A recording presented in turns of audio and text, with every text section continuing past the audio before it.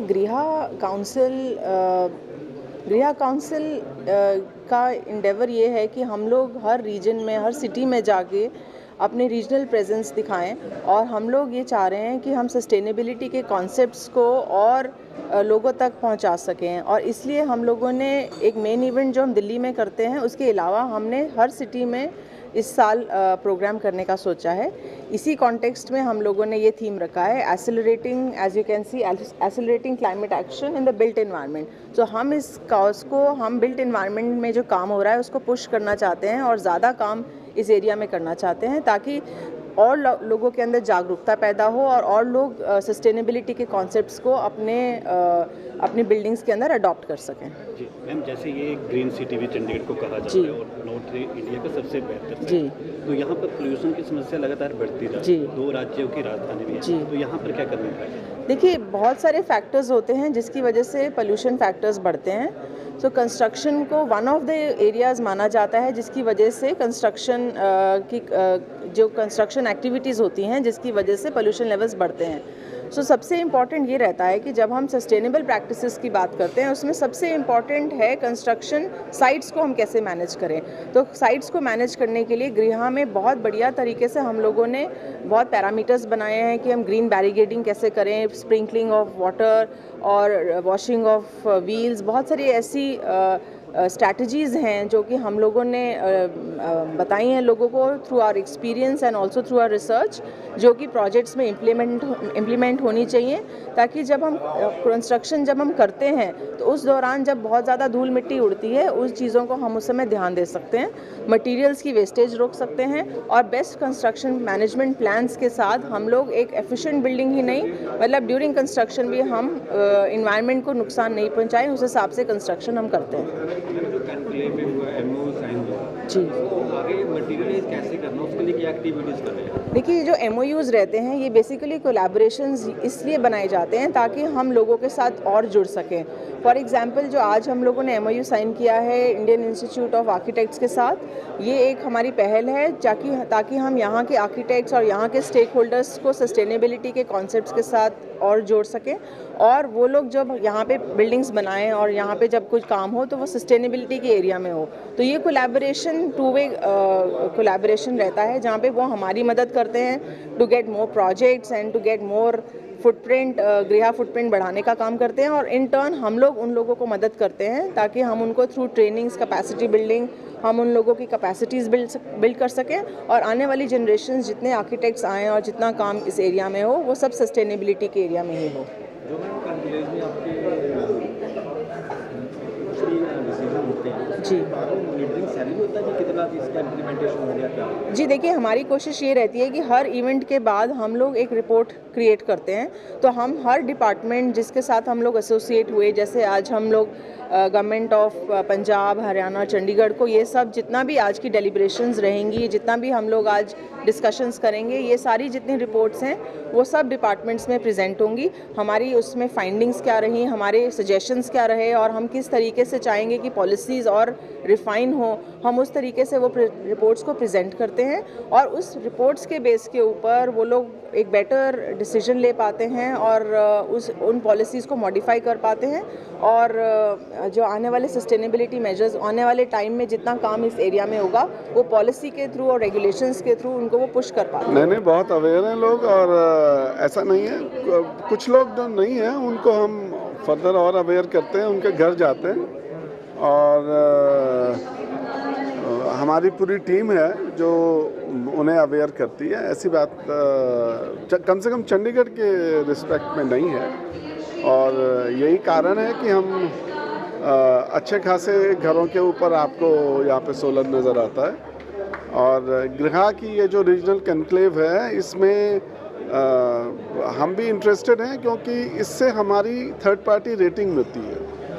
तो सिर्फ हम ही ना कहें, कोई बाहर से आके भी ये कहे कि हाँ चंडीगढ़ ने बहुत अच्छा किया है और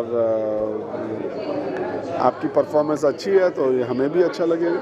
नहीं, देखिए अभी प्रोपोर्शनेटली करीब हमारे पास करीब 8-9 हज़ार गाड़ियाँ हैं जो EVs हैं, और टोटल गाड़ियां इसके कई गुना हैं और हरियाणा पंजाब के नंबर्स की जो गाड़ियां आती हैं, 2 प्रदेशों की कैपिटल है ये, तो अभी इस तरह से मेजर करना बड़ा मुश्किल हो जाएगा, अभी नहीं कर सकते। धीरे धीरे जब हरियाणा पंजाब में भी इलेक्ट्रिक व्हीकल्स का जोर होगा और मोहाली पंचकुला के लोग भी, क्योंकि वही गाड़ियां ज़्यादा आती जाती हैं, तो वहाँ से भी अगर लोग ईवीज़ में आएंगे, आना शुरू कर देंगे, तो मेरे को ज़रूर इम्पैक्ट पड़ेगा, इसमें कोई शक। बिल्कुल, नेशनल स्टैंडर्ड जो है वो 9 स्क्वायर किलोमीटर पे एक चार्जिंग स्टेशन है।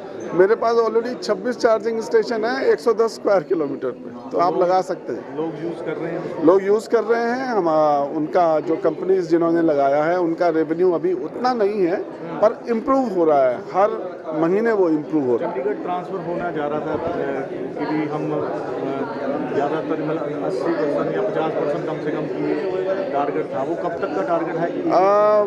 वो टारगेट फ़िलहाल अचीवेबल नहीं था, क्योंकि ये कहना कि आप ईवी खरीदो या ना खरीदो ये हमारे पास नहीं होना चाहिए, वो सरकार के पास नहीं होना चाहिए, वो इंडिविजुअल की चॉइस है, हम उसको एनकरेज कर सकते हैं। तो एनकरेज करने के लिए हमने ज़रूर जो है इंसेंटिव रखे हैं, सोलर एस्टैब्लिशमेंट्स रखे हैं, चार्जिंग स्टेशन रखे हैं, पर किसी को फोर्स करना कि आप यही करोगे, ये नहीं करोगे, वो कोई बहुत अच्छी पॉलिसी नहीं थी, इसलिए वो होल्ड पे है। क्योंकि वो लगातार नहीं, ऑलरेडी हमने उसका सोल्यूशन तो ढूंढ लिया है, वो तो हो गया है। उनका एसटीपी चल रहा है, उनका एसटीपी बना रहे हैं, वो नया गांव वाले एसटीपी इस्टेब्लिश हो रहा है, शायद 25 के एंड तक वो एसटीपी बन जाएगा। एक बात, दूसरा जो पानी आ रहा है, फिलहाल हमने अपने जंगल को बचाने के लिए म्यूनिसिपल कॉरपोरेशन को बोला है कि वो एक पाइप में डाल के और अपने सीवर में ले ले, टेम्परेरी उनके सीवर में वो चला जाएगा। हाँ, ऑलरेडी उनकी फंड की डिमांड आ गई है, हमने पैसा ट्रांसफ़र करना है। और तीसरा, हमने उसको बायो रेमेडिएशन के लिए चैनलाइज कर दिया है ऑलरेडी, तो अब आपको वहाँ पे पानी नहीं नज़र आएगा। पोल्यूशन को लेकर गवर्नर साहब भी बहुत चिंतित थे जी, उन्होंने भी बोला कि बहुत सारी गाड़ियां यहाँ आती हैं चंडीगढ़ में, जिससे पोल्यूशन होता है जी। उसके लिए कुछ आप कर रहे हैं कि गाड़ियां कम ये जो काम है ये डीजल के ट्रकों का और बसों का ज़्यादा है, वो ट्रांसपोर्ट डिपार्टमेंट और एसटीए देखता है, तो वो कर रहे हैं, वो रेगुलरली उनके पोल्यूशन सर्टिफिकेट्स को चेक करते हैं, और वो मेरा सीधा ना होके वो एसटीए का काम। जो घरों पे लगनी थी वो कितने % हो गए हैं? और अभी सोलर वाले जो घरों के ऊपर लगने थे, करीब हमारे पास करीब 3500 के ऊपर के रजिस्ट्रेशंस हैं, और अब वेंडर्स उसको धीरे धीरे करके लगा रहे हैं। नहीं, टारगेट अभी वक्त है टारगेट को पूरा होने हैं, ऐसा नहीं है कि घर पे लगेंगे, उस पे नहीं, मतलब कुछ है ऐसा? 250 वाले पे अभी हम नहीं गए हैं, 250 गज वाले पे अभी, जब हमारे पास 500 गज वाले ही घर बाकी हैं लगाने के लिए, तो फिर 250 गज वाले जाने पे ज़रूरत नहीं है, पर हम हाउसिंग सोसाइटीज़ पे ज़रूर परसुएट करेंगे। एक बार हमारी रेस्को वाली गाइडलाइंस पे क्लैरिफिकेशन अगर आ जाता है MNRE का, जिसकी अब उम्मीद है, उस पर डिस्कशंस वगैरह हो गए हैं, सब जो हमको बात करनी थी वो हो गई है, तो उसके बाद अगर वो क्लैरिफिकेशन दे देते हैं, तो फिर हम रेस्को को भी बड़े स्तर पे लेंगे, और उसमें जो सदर्न सेक्टर की जो कॉलोनीज़ हैं जिनमें छत कॉमन है, तो वो वाले लोग कम्युनिटी जो उनका जो कलेक्टिव खर्चा है बिजली का, उसको सोलर पे ले लेंगे, तो उनके लिए फ़ायदा हो जाएगा। उसका नतीजा मैं बहुत बार बोल चुका हूँ, उसका कोई नतीजा नहीं है। उसने जो रिज़ल्ट, वो एक एक्सपेरिमेंट था, देखिए वो एक्सपेरिमेंट हमने अपनी स्टडीज़ में ये पाया है कि वो बहुत सक्सेसफुल नहीं रहा। तो वो चलता है, ऐसी बात नहीं है, पर दिल्ली ने उसे ऑलरेडी बंद कर दिया है, और अभी हमारा तो CPCC ने वो डिसीजन नहीं लिया है कि उसको बंद किया जाए, तो बंद तो नहीं है, वो जितना काम कर रहा है उतना सफिशिएंट नहीं है। It's not value for money, सीधी बात। चंडीगढ़ लुधियाना से ज़्यादा पोल्यूटेड हो जाता है कई बार। क्या कारण है सर इसके? उसका कारण तो मेनली देखिए चंडीगढ़ की लोकेशन है, ठीक है। चंडीगढ़ शिवालिक के फुटहिल्स पे है, एक बात ठंडा हो जाता है ज़्यादा और हवा नहीं चलती। जब जब भी टेम्परेचर डिप होगा और हवा नहीं चलेगी तो ये जहाँ जो भी चीज़ हम प्रोड्यूस कर रहे हैं, इतनी गाड़ियाँ चल रही हैं, गाड़ियाँ तो किसी दिन कम नहीं होती, सर्दी गर्मी बरसात। भगवान का नाम और ध्यान घर में रहेगा हर वक्त। सकारात्मक प्रभाव वेदाक्ष धूप बत्ती से।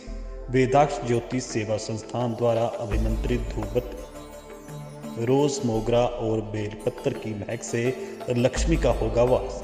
वेदाक्ष धूप बत्ती।